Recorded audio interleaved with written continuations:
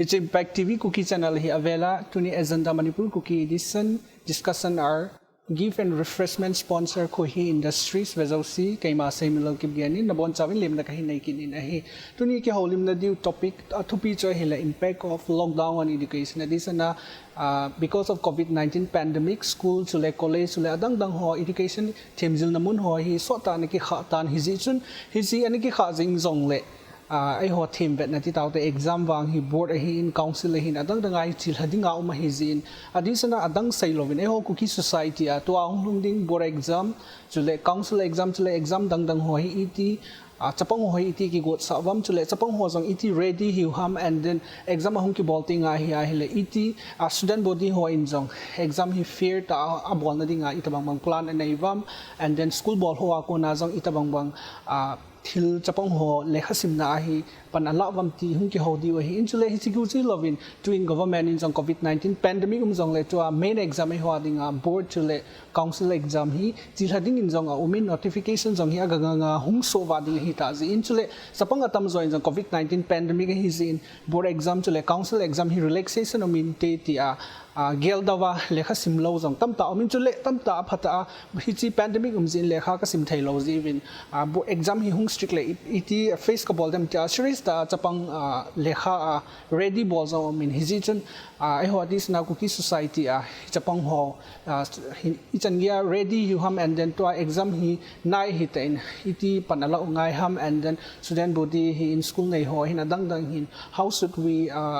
work together to face all this in a positive tuang ki hodi wa hi in hi chun ja kain sai bangin impact of lockdown on education impact jing jong how should we take up the steps and majority of ki hodi wa hi chun tun ho Impact TV Kuki channel studio guest ni hong ki covid ki ho masangwin amani panelist teni chu tala na hinai masapening kating ka koma taw hi jamta P Tracey Kipgen Headmistress Apple Batch Academy Amazon Impact TV core committee chule producer pa thalengi lim na kahinai na hi abana taw khu jamta pu Paotinthang Lupheng who is the president Kuki student organization general headquarter Amazon Impact TV Kuki channel producer pa le core committee thalangi lim na kahin nei na hi ahi le ki holim ne so anapan paijing ho hitin na injo kahin sai bangin ai ho tua hi because of COVID-19 pandemic ji hin exam hoi postpone or hadu da loading a hin na chi atu chapang hoi ichan gya ki go no nga ham ichan gya ready bol nga ham hi ji chuna ma spenin school ko na hung ki panding a hin na ama spenin P Tracey command sing kating school bol kha jong na hin as an headmistress kat na hi jin lockdown sunga education system hi chapang ho koma iti implement na bola hamna exam iti face na dingwa or education hi chapang ho koma iti implement na bola iti ready na bola hi chung chang tha ma sapen na hin sai thaida ding kun 2020 lockdown ma ko na hin nasata in ki khial na omin ki khial na ti chu e ho desina thing hang mi te hin ipiam technology lama zong hi koi ma ki phalo wa hin hi chun ipi boarding ham ti na sata ki boy pizing lahin ai online class ball in a phai ti pa hong ki ngai to le live online class ball di jong hi e hol a hi ozo ho jong hi prepared ki hilo aban le chapang ho jong atam zo hin smartphone dong nei lo lai parents on ai le smartphone nei ho jong chu a ho ama ho am pha na chu a ho tam zo a hi network hung kit lo hin na hitabang dingun chu is in live class la hi ichan gi ham hain try akibol bang na hi theipon ai la khat ki honong kana chi pi khat na chu pi ham itile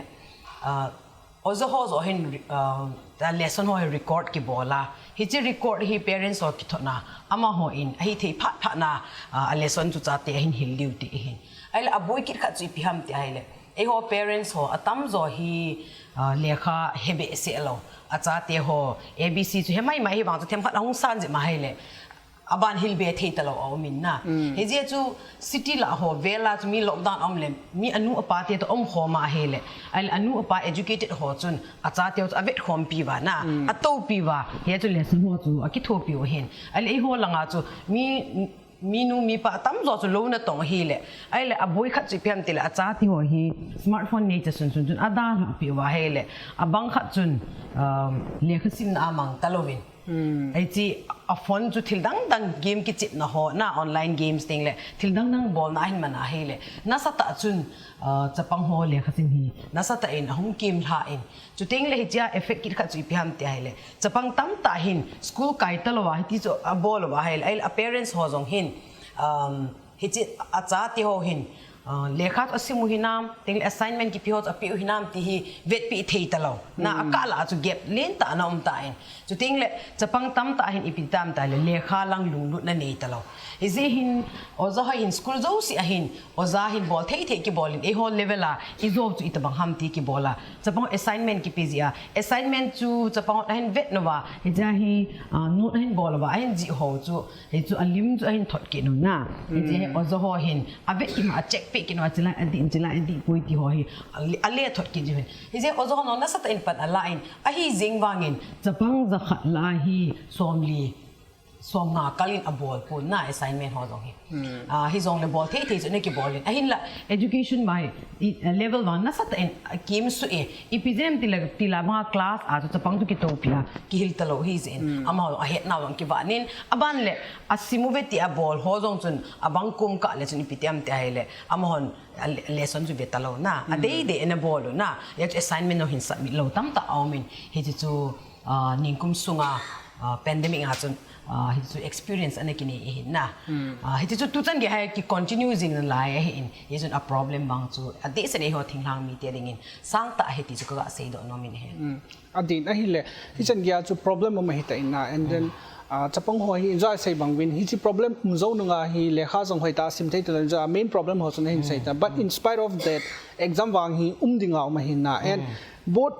both le council se helovin ho student body ho injang ichang yam khana exam ho ki bolting da this nai ho thing hanga hi sometimes piti da min sit na zong na center ho imaging game but till then student body ho ichang avet suizi hin na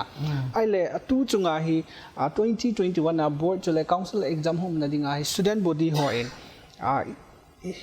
problem is that man lang ikhat zong le piti da exam hi fair ta na dinga ichang ya pan la ding ti a to gon umam ajam ta apu president PSO general headquarter ko man chi hote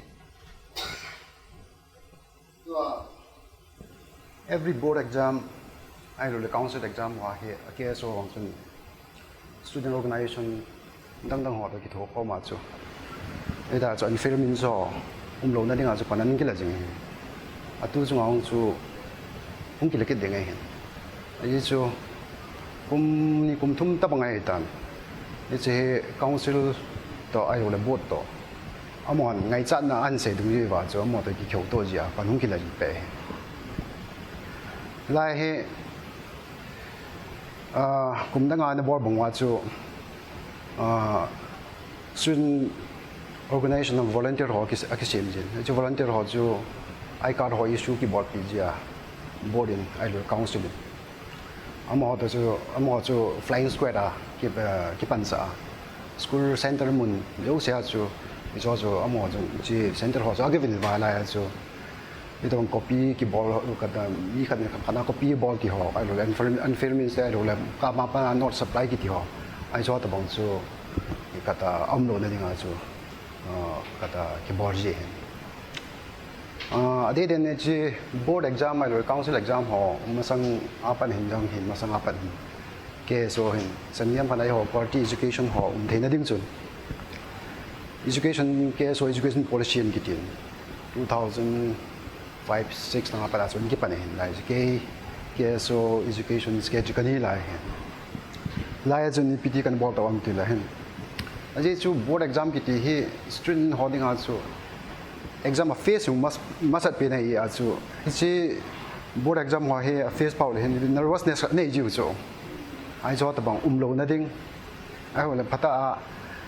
exam so hong phan people ne so nei na di wa chu ai zo he ai ji ke so education policy no ji zo ta bang ta kar kan bol piti kan bol wan tin chun pa hen la education policy no chun he che ke so SSLC model examination ki tin lai chu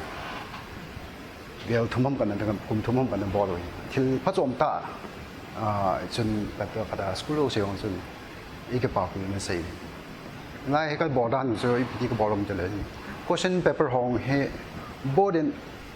a ball ka mong sana ka bolo expert ho ka waiva ai so question paper hong so board in a pe kata akal pau ka copy wa so ka pi hin setting hong so difficulty level hong so pata expert ho so pata so issue kata asim to wa ala question set the ball wa so bale answer script hong so ipiti ko ball del board abang agya ki bangsan ako ka ball je wa ai so ta bang so kana ball sa we tam kata student ho so preparedness nei na diu so pa nervousness na so ho nei lo diu wa so ai so so kana ball je is sung so now so ipiti am board education policy no so yo thing hang mi ho so tam lo so coaching private tuition dio he la zo lu ngan chang ni ki hi yin lai a pai sunga so mi ho sa ho wang so tam so ni a pha cha so mi private tuition so la wa na bor jo he ai so ta disparity hi o mi ni bi performance o he si nei lo ki ka ai so nei lo yo de nei lo ho ding a zo ke so ho so coaching center o he free coaching center o he kana bor ji lai chun a tu san yong so ka bor jing lai tu chung wang chun ka bor po lai free coaching center chun kyo ke so hon oza patata ho so ka tiam ji ke so mi chun ni oza hon so ke so ke thopi nom tam ta am ji so hon chun thanom ta ji lai chun oza ni pan pi ji lai chun free coaching ho so ka bor ji a ki sai pa chun oza ho so ki pa man ni ko ka bor pi ji ni ta chu ki ta bang yo thing hang mi ho yo e mi ho la sam nau bu na ding a chu e ka ta ke so chun pan ki la ita so hing ki masal pe tu kum wang he piti ham a covid ning ko ma covid pandemic je chun a lockdown on ta pi tong ta issue tang dang wan ta tu kum wang he ko free coaching center ho he kyong zo lo dan no ju kam mon a hen kum mas lang apa wa so kum mas lang san wang so hai tan patan free coaching center ho patan kyong jingin so phal le an filmin so prevent bon ding chun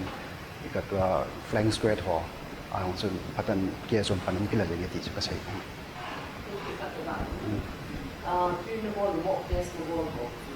ale jingin na tua hi ki bol lo bai tam chi mo te so chu this he ke education schedule ke hilaya zo kana ball je he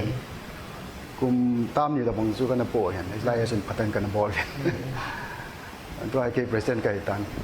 ma ban wang zo ka ball kha aban ju ka bol khat po na hin ke so policy wang so ki chi pi jing chu education survey ki bolin ai ji dong ye chun district chun ni kata ipi ki bola padam ti pa chu age ngai to ba ai ji dong ye chu ji education policy pa district level a chu ni kata apply ka bol ba kata district ho ye ka mo po so ba ai ji dong ye chu coaching center ta bi ta so mo na mo po ta adi den che model cousin model ka ti model ka mo ka ti le pitem piam ka ta ki lo we ai so model SSLC exam ti ha so kana bol ba ai so mi tam tan pha chum pi wa di dia school ro sia chu school ro se ti so ai mi school ro sia chu isu kana bol so he amo yang patan cooperation ni ti na cha lai ta chu ai so athanom phe ai so a result chu a result ba na chu ke yin so ai so la ya pa so chu exam ma chu final exam ma chu fair ngai lo so a percentage mo se chang si improvement na hiong hi be se lo so ai so ka bol dan so na systematic ta pata expert ho ka goi ba ka bol lo so na ni tam da chun phat chom na ni a tu san wang chun tu a bang chu ki bol lo hi ta le wang so ki lo me ai so district ho ki mo po sai ta na mo wang na bo ka bol ti wang so am po ni chi wang hi te wang chun chi a phat chom ho hi ta tu kia so ke ki lang pha la ki bol pan ki len adam tin ka gel thil pata khat hin na ai le pi Tracey ko man ki nen to hi enjoy se COVID-19 pandemic ji most of the student they take as an excuse in allowing na is COVID-19 pandemic in exam might be postponed or even jing jong le it will not be that much strictly the bang jo igel gin ai ba two is out to kilan na exam will be more stricter and then hoi ta ki bol de ti khat and then chapang tam zo hi itabang lunggil mindset nei za bin na so what do you think to board exam SSLC the council exam PD ho to candidate ho ta te ding ai ipi how should they get ready to ta na in spite of all these problems ipi ready ti hi thai bi hom nang ma gal da tua hi Manipur government in zong hem phat relax hin mo to class 9 10 11 12 board exam fees di ho chu na school kai the tai ti hin hon ai hon vai hi school nei zo si zo hin ama school cha pang si chu ki gel ho a chu boarding atam zo hin boarding ho na na class 9 na ko na achung na ho hi boarding a phati cha koi loi zo amin boarding a koi lo zong chu di scholar a chi ai bang chu mo phati cha kai na amu bin na hi je ai chu kum si a hi ven a hele board exam hin pd ho hi school zo si hin extra tuition pi easy hin exam ka hi na ale ning kuma pandemic zo wa ko na hi school ki kai thelo kana tu kuma ong kyon ho na he phati cha mi tam te na bole ti zong chu ki hen school tam zo hin abui pi hin na hi chong hi school authority zo hi chan gi chu abui pi ti zong chu ka ga se do no min a hin la hi chi pandemic hi chi a result khat a hoi lo na consequence khat chu pi ham ti hai le tilai chu chapang regular ana kai wa hele chun piam ni si a hi study hour ti min anani khat chu na regular routine kana ali chi routine chu ana ke pha na hi mi koi tabang thinglanga amho chu min anu le pa lo na to ke thu pi le na abang chu tauna amho chun piam game langa chu edit kana hi lo piam a hi wa hele chun tua hi school akai wanga hi ama ho hi study su wa concentrate hi di hi na sata ha sa thowin abang ha hi piam mental health na problems ta chu lungela hi na hi chan lekha ka simit yu hi chan gem ha ki gel ko na hi atha sami hi je hin school langa authority ho hin tu pet pet hin ke hin class 10 board exam sim de kanelo la hin na ai jing wanga chu iloi pai te hon abol ho chu ki he hin hi je chu ozo hon mang school authority man pan ha line la in amang chapang ho wang hi ki em bol na wang hi kun da sa atha sam je meti ki mu azi chu concentrate up a ball wa chu ting le study gap sau ta nom ta je chu na I had sa hai min loi zo ma chu ting le hi chi study habit a hum ki diu pa hi pha nom yu nin na he ji hin effect mang i chan dim ha min te ti hi ka ta sa ni effect su sum hi ta na a hi le it's like chu pu president command chi ki kating na like part wang chom the point na exam hi like next month tabang hi ta na we as a routine and then schedule hi atam zo ki ta do hi tan but to part some kiep sungai as a student body represent kan hin chapang ho hin what do you think how should they get ready a little bit more in spite of having this tight timing bang hin nang magel dan cham chan che email se cho che to student ho chunga chki ngam ya na si amon amasa prepare abol dan wa cho abol jing ngai to cho hum lo de tia cho adung sai yi wa le wang chun kun hum pha le to cho mo de ge sang de ya na aya cho pata a le kha sem du cho pata a ke sim po wa na a hi le chun sa ko pon ti ta ka se no ma to cho ka ta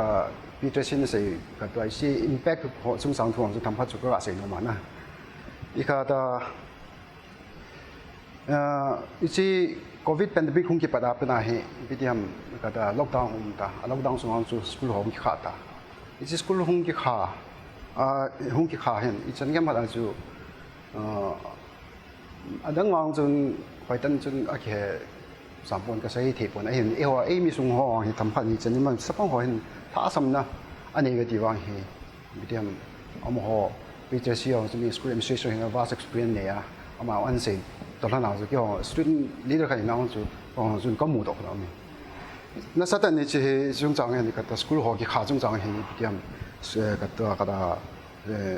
yo chapang ho hen tha sam ne hi ani hi hang san den ka sei no ye chu ikata government in kata school hong ki kha at least some learning process should continue ya so gel dan hin ten na chu online class on da wa chu yo ke so chu ni chu na sata kana ja da oi ai chu ni chi langan ke se le discriminatory da na ko la oi ai chu ai chu online class ka bo nen chu thing hanga chu yo invitation he chu da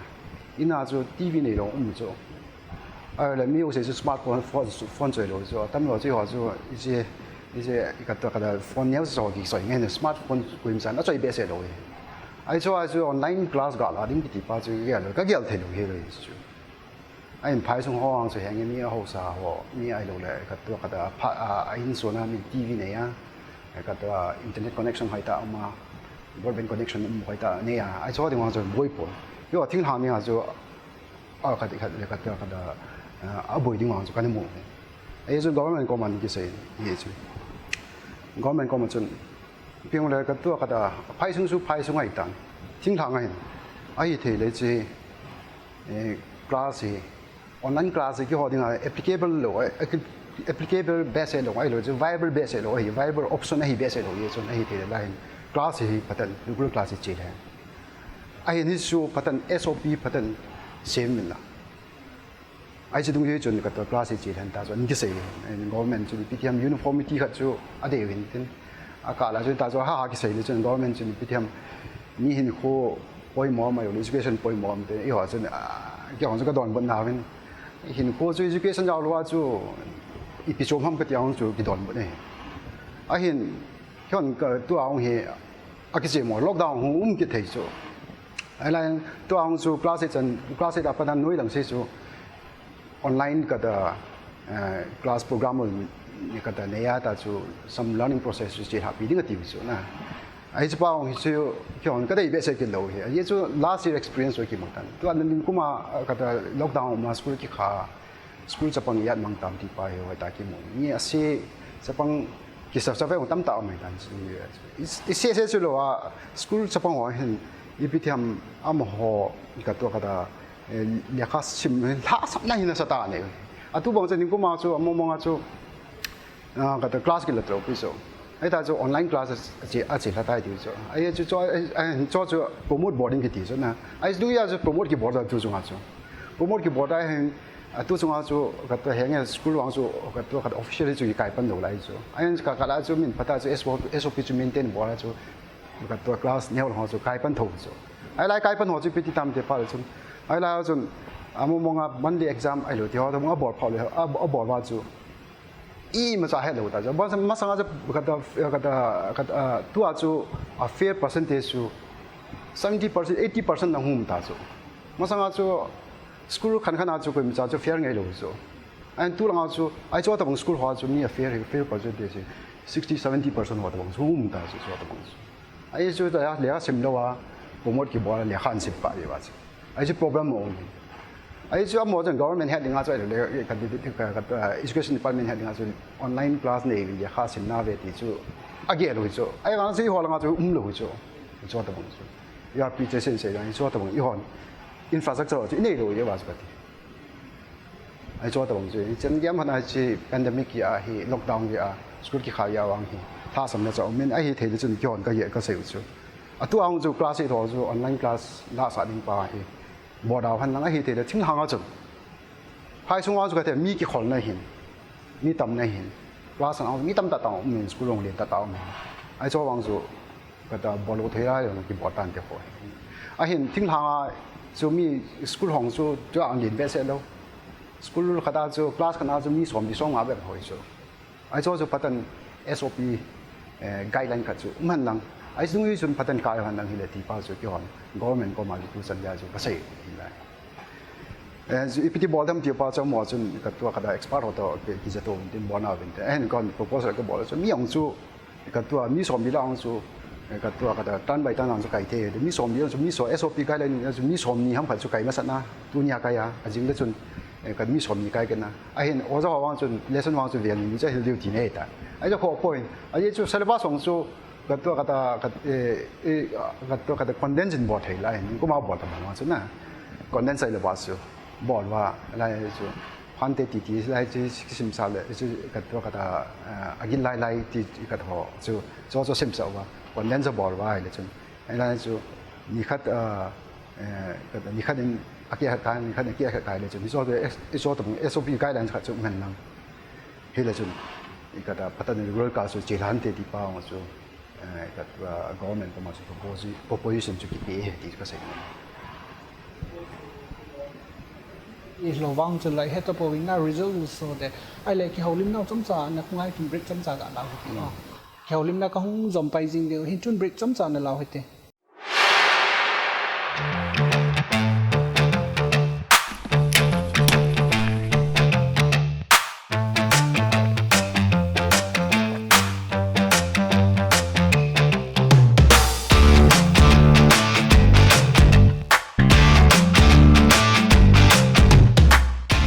khoi hi akon hum kisim do don thei zo se hi khoi zu thing sel akon kisim a hi khoi hi test the heart of Manipur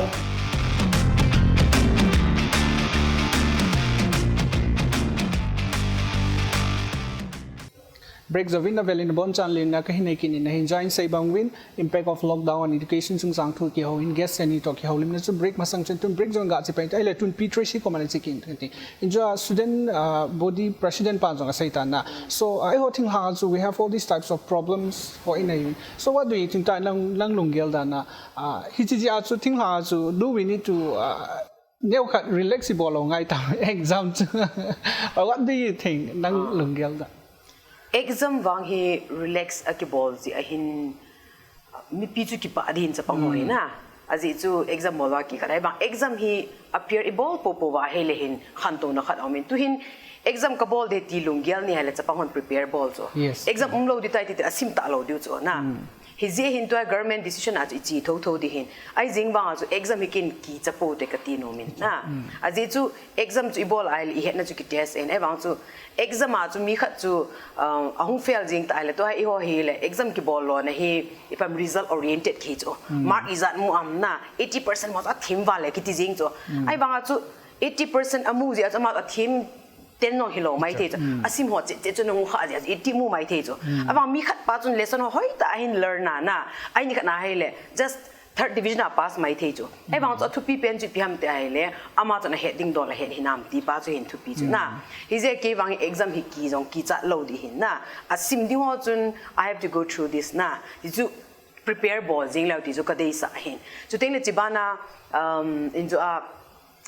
KSO president pa no ahin sein na ka ki pa pita ha KSO hoin tu ahin se bang chun education department ha ka ha za ta pon a few years ago na the mo ketela model exam chu wang kan het ta pon na ai wang ka het chi pham tele tu chan ge a jong hi in jo president pan hen se bang chu KSO volunteers so a chi jibin ka ki pa dan dan chu ni kha jong hi mi jang ba ka ki mu pi kang po pi ha na exam duty a KSO thalenga ka thai hete so boy ka ki pa be se empathisan na tong ni ka ti cho ka ki pa pi dan na ep ka pi thelo bang na azi chu chu KSO to student organization in student ho khan to ne di abol di chu na kiloma hin pathini no phat thei bo vintin hichela thil khat ka ga za ki chu phiam ta le exam pe ho in na ain bol chi phiam ta a sei chu KSO ho hong jibin no zo se ala jibin na ai bangin ama ho ki het pi ho a pi ki jibe ti chu om dan chana mi zo si hilo mai the chu ai bang volunteer khat le ni chun te ka khat chu mi dak no zo si a chom ta ai bang chilai chu a ki het pi ho ham anaw te ham atu te ham na kai ta chu na anot a chom ho ma ma cha ve ki na ma pi ki ne ti chu I mean a student dang ho chun mind a bol dan a lung na dan chu na ela pi while ela pi su ke le ban ke ho not a choma mi chu ma ga pi ki chu na that's not fair tin hi ja hi mi khat ball hill ji a na organization pum pyong ki min se the jo hi chineu chat ka za le le ju ke yong jun phamo ka sa dan ju ji hin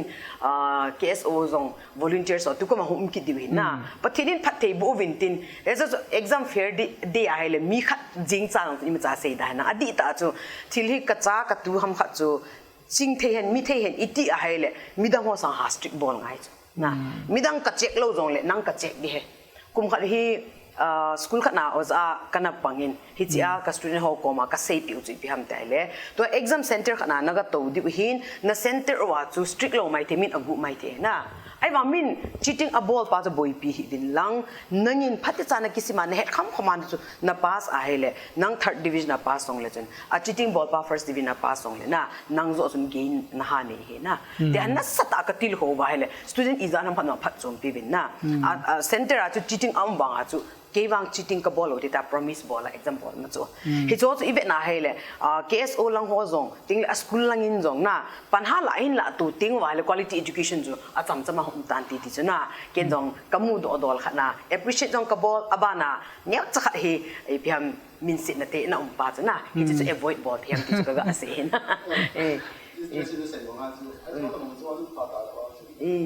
Okay, so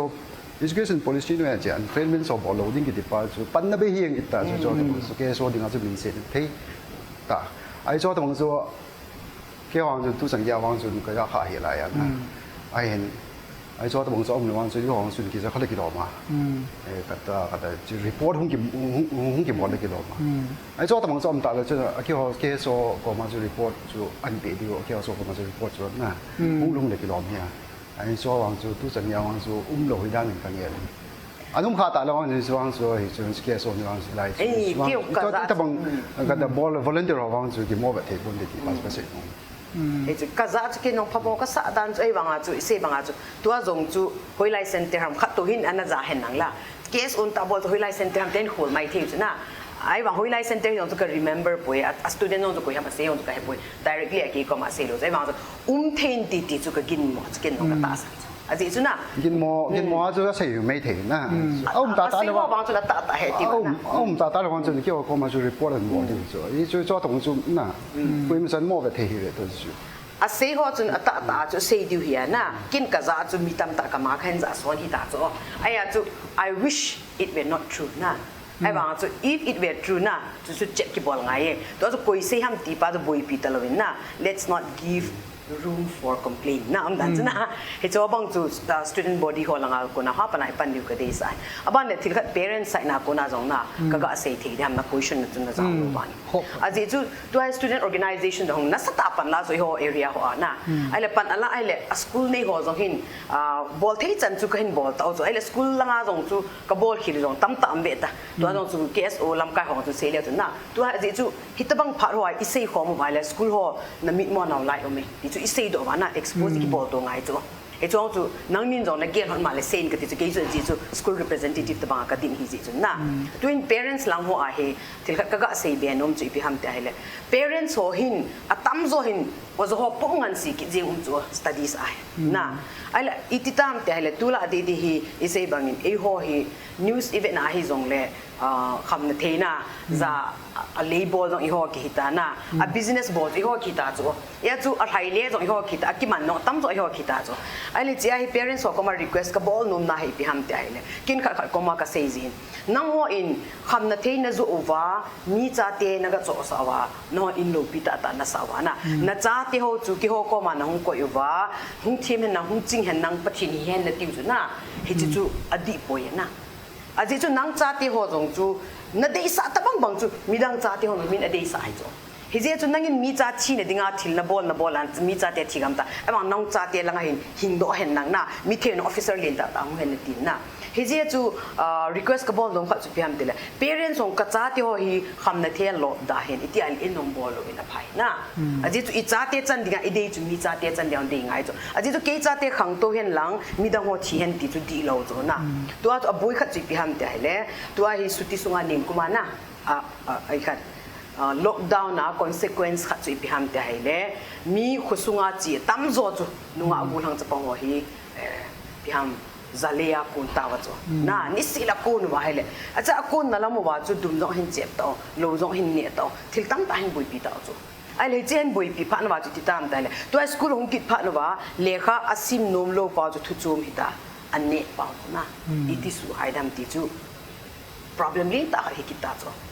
hi je hai parents ho do hin I society khang to hen iti vai la adi ta chu a ball dong a zalei ball e ho hi wa a zu dong I ho ma hi ki a ne no I cha te ma hi ki cho ai ma chu kin ka ga mu do la chu ke zu pa ka cha ne lo pu lo pu ki te ma mi dang zu ka cha na ki cho ane ki tho chu na thu chu hi je e ho table la hi kham na thei tam ta I koi pha na ba hi I cha te ho to a school hong le hong hoi ki boya ki boi pi cho na lo ne no da lo tun che no da lo zu do no da lo he chu hoi la mam tele in sunga table do pi ba cha ko na to hin bon pan ta ai le school in sol ki no ma parents ho na e ka cha te hin sim pha bin nang hin su hoi bin nang ti chu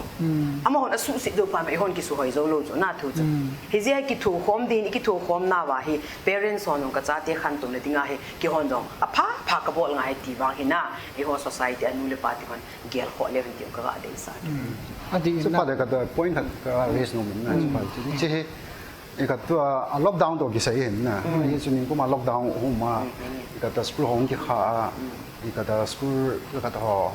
school administration on ka ta ipitiam school fee 拉定中上图好佢背那好唔巴咗呐就巴都中行去比點 lockdown 好唔見人能去人啊都講咗個大 A 大分類能些 school 計曬到啲地嘅度所以做同 problem 好唔見嚟嘅攞面係裝現啲細項嚟嘅嘢喺中上圖係個細nomor咗อันนี้ผมจนhill private school registration 係業心嘅มันปูระน่ะหมอจนโปรเจกต์บอลเลยหมอเห็นอีกตัวก็ได้ admission ของจนนี่ก็บอกตัวสุภาพจนชุมชนน่ะจูอีกตัวอีกหลายส่งเสียจู lockdown ส่งเสียจู school ขาส่งเสียจู school fee ของจูล้านมันดีจูอีก中上圖係ก็ได้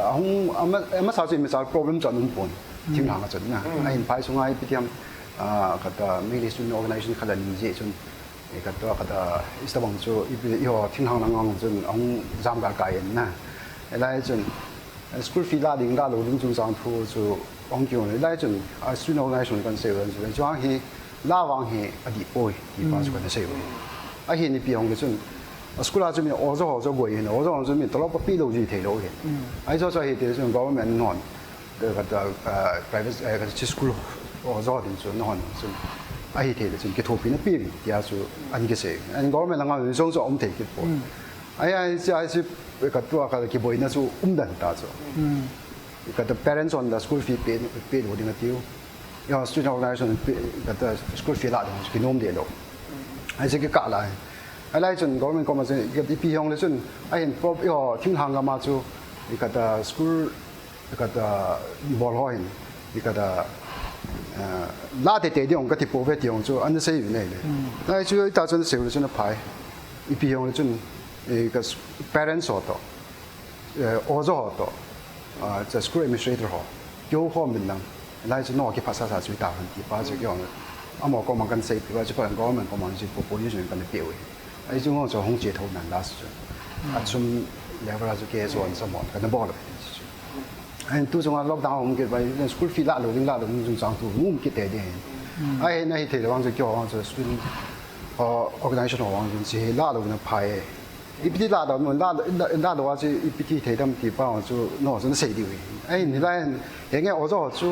school fee ก็แต่ salary จะเปย์ลงพอเอ็นที่ว่าจนอ่ะมัว salary เปย์เขามั่งจะทำอีกขนาดก็มาจะ parents ก็มาจะอีทบปีน้ำผัดยังอาจจะนอน normal fee จะนั่นแหละว่านะไอ้ที่นี่อาจจะ我就 school fee เนี่ยเปย์เลยแต่เราทำที่ป้าจะที่จะป้าจะเกี่ยวลงเยอะที่สิ่งนี้ตัวจงอาจจะ说的梦说我们给了就有多我们就不单的一些东西在在了就在在这 school fee 个大的在 impose more boring 啊就一些哎对的就 school administrator 往这要到了把这个谁多弄的อันที่น่ะ and then จะไล่ backup ก็ใส่นมจู organization is that and then CSO is that example ที่เลย checking frisking หุ่นจงเลยyou know it depends on the student นะอาจจะบางหัวจน no need to bring notes no need to bring อ่ะหัวจนพอเราว่า we don't need any board we don't need any CSO we don't need any student body to come and look after us it's simple so hai ta it's simple when we study very well student ho ko mai ga se he na ipidinga class 1 apa na class 10 chal le khai hin simba na ipidinga exam ko le not enjoy wa mi khat joy ga mi se sa thai ai le khat mo we should not do this Hello, let that have this is this is very much important to exam hin piding student ho ko ma iga epilo hin tina and to Tracey ko man sikin ngate oh Kuki society we always go for quality education na we don't quantity na quality hi ha bol po so when we often look into our marks certificate even ai bang quality pa hi ha vet po na so see what is the main reason behind this see ipg hidden parents song atam zo khacha chuma ka hin tam ta anu le athem hizing iti lang but we don't know what is behind na ito bang mindset ka ne ipg pen hidden and how to be correct this one to hi chi even education system a hina mundang chu ka sei ti ba India sunga hi competition bo jinga chu aja hi Delhi lang jong i chum hilo Manipur jong i chum hilo na to hi ibe khat noi phiam dela khat be hi mun khana hi advertisement khat hung chu oza dinga jingka na tutor dinga ale kyong ka ka chi ka apply phaya chu ai le hi chu jingka khat 6 a ko na 7 chan hi de 1 hour bo chu ai le chu i ama ho hin ipi ala di hom ka ti ai le exam am bol chai chai vai la ho we ya de ala di ta ti chu ai le chi le coaching center hom nu ko ma ka ho we ya chu akai tiung la simpan diu hin na school kai to ozon ahin hil di hi cha chu a hil now chu supplement bol dinga bo chu coaching bol din amin la lo lai chi bolan hil go nom ka ti a hele hi chu kum sia kana bol ka bol he ti chu hi chu even a hele ipitam da hobia di pas advance asim masa ota chu na ai le chu ahung hi ai le chu a focus pi ham ta le indu ting le minung del phazo hi inte ti chu ai le I was in class a topper hi te ding na exam no the first division hi te ding ti chu I khat now ai le parents ho dong hi atam don exam hin bol ai le exam ha focus exam iti le mi lung lu na class a hi assessment ai le wala class test ka bol ti koi ma cha na don lo chu absent no mam absent kit na exam hin ti te mun min ai gel ko chi hi school lo hin exam lo hi thupit a bol de kiti ba hi exam iti lo ai le koi man gel ho lo za ki bol ai chu na ai le I cha chu in bol kin wali ti tam dai le parents ho dong hin ilung tim ba ka cha te hi pi ham mi sanga thim zo te le ki te sa chu he je kin kan na dei sa chu piam del class a topper ball the ranking on ball lo di na azi chu tapang niaw cha chun chi competitive minded hi lo lai chu na ai a parents ho zo ki te chu tu chu ama ko topper hin na te ha ball ai ball ale chapang chu pressurize ki ball chu na he je ke hin without pressure ra chapang le kha sim sa te ding I had di kham chu he na la ko pui ai la koi tabang kha chu fail ai zong le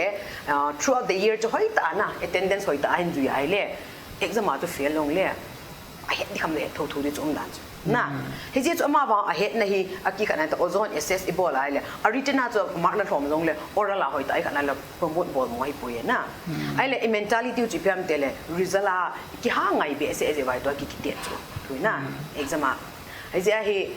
parents on Igel Diva days, to Hill. Katatu si a school a kaipova, a class as a hoita was on a hill, a ngai lunkea, assignment of hoita in bola, hele. First division a pass is on na I had the come to head for while class 10 no to kitalo hila na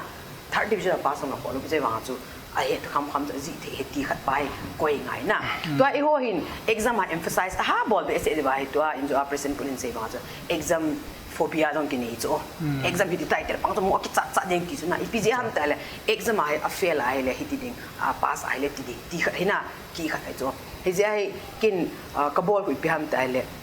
ke hospital ko exam hi exam oriented ke hisa nom lo na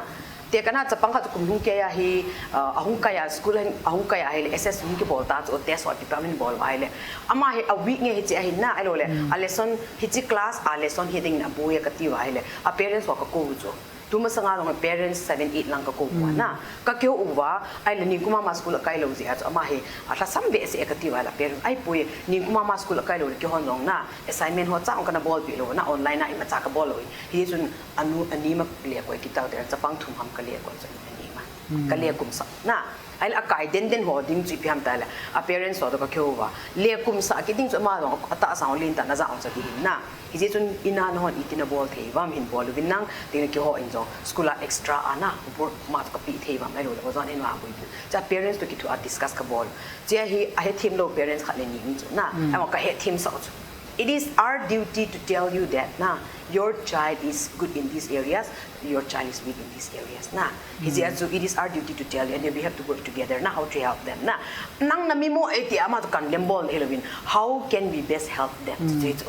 ai le chia kan bol wa cho ka sei ki nu chi piam tele tu an kan bet ki na lai du exam ti a hi school hong ki kai thia in the middle of the year ra na a improvement levels hong hoya hi le kan ko ngai ta poi na ai wa improvement levels hoi lo wa same piam progress to na very slow hi jing jing ai kan ko ki tho du na ai cha ke bol ji piam dai le final exam api ma sangu ba ko chapang ho hi hobia same class a repeat bol to to gon decide ka bol sai liu ta just appearance of ka ko ma sa wa na ama hi hobi ting le promote ki bol na alel wa de I lo dio ai la ho poi hobi ting kai na maman kai de te ale a chapang hong ka ko wa counseling ka piu jo na le kha ha sam ka te hi nge ti ha wa le ti na exam ai za na mu ji an te za ka ma ka pass ka poi ai la hobi ting le chun na class kal le na zo dem ka zo lo the ti ai la hobi ting na kai na mama kai ta na le ye ti yes exam api ma sanga lo so parents song convince at sa pangong convince ama hi hobi ting kai na mama kai di exams a ball to na yet so we don't put up the results these students are failed these students are pass ka ti lo so yet a kai repeater holding to admission ki ball the same class I admit ki ball ki chai na yet so exam phobia so te phat pai do the ham na exam ki cha na so thong ที่จะยังจะพักเองนะ school เราเสียฟังจุกี่บังหลอกเลยนะไอ้จู school ก็ตาพิเศษ school หอบางจุดก็ตาจะบอกเราจูเสีย exam หลังอาจู emphasize บอกเราเห็นแล้วนะไอ้หลังอาจูเอามา internal assessment หลังเขาอาจูอาการนุ่งจูจงพัฒนาปัตตาเห็นตัวไรอาจูก็เท school เราเสียตัวอาจูอีพิธีมอะไรข้าสิมเราเสียเดียวเลยก็เทเนื้อเสียจูไอ้หัวนี่อีกอย่างว่าที่พุทธะที่เลี้ยงข้าสิมให้ก็ตัวอีพิธีมgovernment job พัมพัดยังพัดมูนั่นยังขัดผู้คนเสียใจว่าไอ้ก็บอกเลยนะที่เห็นไง government job มูนั่นเดี๋ยวจะ competition ที่เกิดสุดก็ดีไอ้อาจูที่เราเสียจู competition อะไรละอย่างนั้นไอ้อาจูที่ pressure หัวที่ยากเดี๋ยวไอ้สิ่งก็ดีก็ตัวไอ้ซาเทียหัวเลี้ยงข้าสิมจะกองไว้ไอ้อาจูไอ้เดี๋ยวจะที่เราเสียมีเราเสียเห็นที่เลี้ยงข้าพิจารณาก็สิมพัมตีป้ายโอ้ยเฮ็ดทีมหันหลังนะไอ้มาเฮ็ดนั่นเองไม่น่าก็สิมีเฮ็ดนั่นเองก็สิมีที่น้องกี่ละหันหลังนี่แหละ exam ดูว่าสตัดยาจะ pressure รุ่งโรจน์นะคิดว่าตัวให้ board exam พอจะเสียบ้างอ่ะนะ board exam จะ true date ง่ายจุนะ class 10ใจเนี่ย true date ง่ายอ่ะไอ้จุphobia ป่ะจุนะ reduce body คัดก็เสียดิ้งก็เดี๋ยวข้าทีมตัดต่อจุดนี้อ่ะก็เดี๋ยวข้าทีมตัดต่อก็เดี๋ยวจุก็ตัวโน้ตบอลน้องชุ่มไม่ถึงจุยี่สิบเอ็มจุดจุดอ่ะกูคัดไปคัดสั่งจุดทำคัดจุดนี่งานจุดก็นะอะไรจุดอามันนั้นชิมมันดูเฮ็ดดูคัดเอาจุดโพชั่นจุดคัดบอลน้องไม่ถึงนะไอ้โซ่แต่ผมจุดไม่จุดก็เดี๋ยวมีคัดสั่งสามเตะดิ้งดีคัดนะยุ่งเปล่าจะไปไอ้จุดพอตาไอ้มาเฮ็ดดึงเนี่ยจุดพอตาจุดอีกพิเศษจุด exam จุดบอลละอีกป้าเสร็จเลยจุดให้ดึงไอ้ดึงที่เปล่าจุดจีดีอยู่ได้ting le parents expectation ng sanga na itida na nang chan chun ikhalong itida na nang chan chun ikhalong ije parents ko ma request ki bol do ina to ai ipiham tile chapang khat chu class 10 na hi top 10 na hung do ji chu he will be very successful in life di lo pi chu na class 10 na topper ho jong hu ki ven nang le I mean they might end up not getting any job no might itไอ้เราเลยjob มูจงเลยนะดีไม่น่า be satisfied นั่นแหละจ้ะเจ้าหินหัวจะทุบปีเป็นตาจะยังติดเกี่ยงไอ้ดินเทียเพียงนายกี่ตัวเทียสุ่มเลยไปอีกกิโลเทียเลยเมทริกาจุ third division นักกี่ pass นั่ง BA ของ third division นักกี่ pass จงเลยนะอันนั้นค่ะจุอีเพียง enterprise นักกี่บอลละอามาจุนสุวรรณกี่ hall เทียไอ้เลยจีป้าบูจุ most important นะไอ้เลยบางค่ะจุ government job อันกี่มูตาจุ result หอยจีอาจุไอ้บาง government job มาเกินเทียตาตัวสุ่มอามูสังอาจุฮิลังอ่ะไอ้เพียงthird grade student ค่ะจุนนะเฮลังอาฮี enterprise อันกี่บอล business อันกี่วันนั้นสมมติที่สามารถมาจดสั่งจด satisfaction level ตรงจะมาจดสั่งจะไม่ได้จุดนะฮิต whole level ตรงฮีเพียง parents หัวตรงฮินกี่เกลเจ็บเห็นนั่งนะtopper ฮีโลตรงละขอป่วยนะไอ้เราเลย degree จัดอามูโลตรงละขอป่วยที่ขัดตรงฮีลุงที่มันนี่เจ็บง่ายนะอาบ้านเลย school ตรงฮินเทมขัด focus กี่บอลเจ็บเทเลยนะนี่ใช่บางจุดคุยดูสิ school ดูสิจุดอ่ะตั้มจ่อฮีเพียง exam oriented exam pass รู้สิ pass fail รู้สิจะ fail ยังจู student หัวรู้สิจน exam result ง่ายดิจูดีกี่ดอกถอยยิงจูนะกับ pass ดิบ้ากับ fail ดิบ้าดิจูฮิจูหัวจูกุยากุนาหงามติเลยอีหัวมันกี่บอลฮิจูนะยังจู mentality ยงฮี change กี่บอลเจ็บทีเลยพาหามตียงให้กันลุงอากับเกลกับกาเซ่อันนี้นะ mentality change ปองไง and then it's working together now we should not only depend in John school say depend เปล่าสังบ่อยเห็นนะ parents ตั้มจ่อย but ไอ้หัว institution and then อีเจนด้านโน้ตเนี่ยขัดอักขิบะจีโร่จะเอามาเห็นนะส่งจูขัดเอามาไอ้เลยผู้ president ก็มาจริงก็จริง as a student body represent ขัดนั่นที่ตัวเขาเนี่ยสปงหัว he exam and face ดิว he อามาสังเดียวเห็นนะ so ไอ้หัว he this นะคุกิจ่าเตะทิ้งหาเจงหัว he exam ก่อนเลยขัดสิม he หาบอลวินนะ before exam we are relaxed after like exam he ขัดบอกว่าไต่ติดเลยตาสุหับทัวตัวไอ้หัวเป่าฮีซงเลยที่ฮะ one side ตาสุสิมขัดเอามินนะ so student body ขัดหินนะตัว10 12 exam อันปีที่หัววางฮี they don't have time พัฒนาตัวปุ๊บnow the only thing is now they have to get ready look after their health and then recall rehearsal ball เสียบอลวันที่ตันตัวไอ้สิมหัวที่เต่าเนี่ยนะหัวเวลาปีดิ้งหัว and ตัวหัวซง maybe they still have a little bit chance on the life so what suggestion อีปีนะปีนออกมา how should we get ready exam หัว in face นั่นดิ้ง and then quality education หินโปดอกนั่นดิ้งหุ่มดอกนั่นดิ้ง and then ฮิจิ COVID-19 pandemic ซงเลยอีที่เลขาฮีfocus ไทยเดิมนะ in spite of being free and not going to school นะอีตาบาง suggestion นะพี่มันต้องจ่ายเงินโอ้จ้าของสุกี้โจมเฮียนะไอ้องเลย school จะปองเห็นเดี๋ยวเขาซิมไลหิวนะเดี๋ยวเขาซิมเป้าเฮียขอสาวไว้ is to hang to also exam in PD exam kon la chun ka to hasima in simong chu hang alo thela chu hasima is sim ta lo chu hasima sim ngai na ngai na chu na a hen isi akon la hasima sim sa chu ka ti I kai apa na chu pata chu apha nei cha chu ya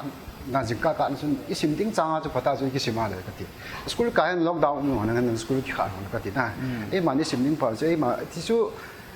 tu lai he ipdiam ka ta 오자 히 행에 하다다 가나주나 아양수 오자 요롱주 에마레 에마 이심 테이블 좀 기시마나 이해 테로온주 그때 유대 아마 이 갔다 하면 가게도 아나 바다주 레하수 시민 되죠 오자 할할주 스쿨아주 갔다 이형 나비에세 갔다 아다주 스쿨에 가다 온주 이나주 바다 아마 이심 민주 바다 인간을 하수 시마 이해도 하지 유대 이바대와 주 이가게도 온주 바다 기심 테 이제 뭐가 지금가 록다운 오면 스쿨 가요 그래 아야주 exam 콜 하시마 심상아주 바다 기빠나 빠나 하이다 인시마 exam 콜 좀 남파주 pressure yaw lo bia si ba ka exam board chu ka ta mo ding phai am te ti ong chu sei sin ka board and then to like did you have smartphone na net khang hi ta na we can serve ball the he na hello long study ball the pt de ha not only teacher na internet khang hi ta in tam ta phone nào con elo like internet nào con nào da ai mà lấy mà sim thấy hết thì rồi na very good suggestion na hele Tracey comment kin kating I'm joined say bang win the exam is knocking at the door 2000 and then government hoin jong because of this COVID-19 avo hiding jong ta sanum poi exam very strict ta hom din ji is an I ho Kuki society 10 12 exam hin pidi ho ko ma hi how should they get ready now na ipp suggestion na pi no man cham chan Lekasim hodi nga wang chu duty chu lekasim di jeng hin na ya chu hoilai chu sim lo dham ti chu abon chu kya chu isim the al isim jeng le pha hin tu awang chu ge wang chu ana sim pan lo la ge hin he wang tu sim pan lo lai ho wang chu pass ding ang ke lo hi din exam ki pi down hai tan ti ho hi din ya chu ha sima ana sim ho ding awang chu asimuju they are still in the process of studying hin na they don't prepare hoi ta abol wa hele phajing ka sa ina titing le hicha hi oza jong ke yong oza khat ka hi inna he je ozo hozo si institution hozo si ko maung kangi enom khat ki chi pi ham ta hele quality education hen iti hele ke oza ka hi ji ka student so pass te te ne dinga gu thima ka hil ale na iti say I'm encouraging him na to use unfair means ita cho kin ka sei pi jing jong chu na he zia hi cho ta bang jong hi ki ball da jing na a fail uma hi jong le ipi sei dham iti console ball dham na iti ama ho chu counseling ball dham na fail ji a chu lesit ki chai hi ta poi na you still have another chance na ti cho ki ha bol nang ke student ke school chu amin phat na dinga chu na midang chu strict dong le ke student ho chu chance kamu ai le ka ki thu pi ti mi tam ta lung ge la mai cho hi choi piam te ai le he chi school ball ho en jong ke ma school ki choice hang na dinga chu na ka student ho gu ti mai chu so I'm encouraging unfair means hi tho chu na he ji chon hi cho dong school nei ho dong ki ball da be hen nang a parents ho dong hin mi tam tan ka the na koi ki ka hen nang li kha tam ti jong mi mai cho he je ipiam high school jinga jong hina ibe na ile class 10 ho jong ti da in class danga jong parents tam ta in na ai poi ka cha pass the te ne ding in question ho to final exam question ho to na ipiam na nin het sa o ipiam na day na pijing ti jong da lo cho he je a parents ho jing no unfair means to encourage ki ball a ozo no unfair means encourage ki ball na he chila to student ho ko ma cho unfair means the ball of the iti ai le iti sei di ha chapangin no data ball thelo na hi ji chu ke wang hin e ho area ho this na hill areas ho jong center on strict and bolutin a fail ho jong chu them encourage ball di chula na ya hi piam counseling hoi ta bola if fail ai jong la ho poi next time a ball ki the na hi cho bang hoi ta in ki convince ki ball hen nang na a fail ho jong chu encourage bowling a pass ho jong ki pa pi ding hitin ki ball hen nang le kumi jam hoi ta ang chi ting wa hele na igam su no cham hong khang to min ti tiam ka sei do no me 2021 SSLC exam to the council exam dam hoi because of COVID-19 pandemic ji ki vochon ding le ki hiding tin as on point in spite of that hung strict che zo ding a hin hesitation dunia pana ai ho Kuki society ati taute le khasim 10 12 chule adang 10 12 se poi ho high school anoi langa zo examinate che hin cha hi we should depend on ourselves na adanga ki depend loading and then we should rely on our teacher and then parents so in jong hita hi teamwork ka hi hoi ta pen la khom ba hi a hi le quality education ipo do di COVID-19 pandemic hung han lang ipi hung zong le exam izat hung zong le ai ho chi na le thip na mo nga very fear ta til voting le face zo di heti chu tunya ga sa yo hintin ki pam he zingin tunya ding impact tv cookie channel agenda manipur cookie edition discussion ar hi chan hin in a chai win chu le tunya panel hung te ni zong na tum chi hona core committee chu le producer pa thalengin ki pa tu ka hin khong in hi chu le impact tv cookie channel agenda manipur cookie edition discussion ara ai ho cookie society a chinga them abol thai tam ta even guest adinga hung ki coating le hichi ida ji when hichi pen hi rpt de ha no mo ki sign aji su is live platform khare hi in chla hi hung ki coating o hi le ai ho designation pa chu vepo hi tin cookie society wa phat chom thai ho chu le isai khom na di platform hi in invitation na hi lo la ngai sang na hung ki nei ting le lungsi te in cookie society a chinga theme officer lin lin atang ho in jong ani hung pi ziwa ni hin no pi zi diwe ti cha vela core committee chu le producer pa thalenga kain sai kit hi in tin and COVID-19 pandemic second wave hung kit ta in thu zong in za jing diu ka ta asan program zong sia zong ka sai jing ke yo hand sanitizer man jing ke ding hut sop jing ke ding social distancing ngak ding and then face masks man jing ke ding ti yong hi ne su mi lo de ti cha vela impact tv cookie channel mang cha a mi pi ho le reverse ho koma ka hin sai ki no hi in tin tunya ding in agenda manipur cookie edition discussion ar hi chan hin ka hin cha in tuni program event na vai phat chom pi no impact tv cookie channel official website to le youtube ma comment le feedback ni hin pi thayo hi na comment no le feedback kana nga wa kana be jing di hi tunin hi chan hin ka hin cha in mun china ve zo si na bon chawin mang pha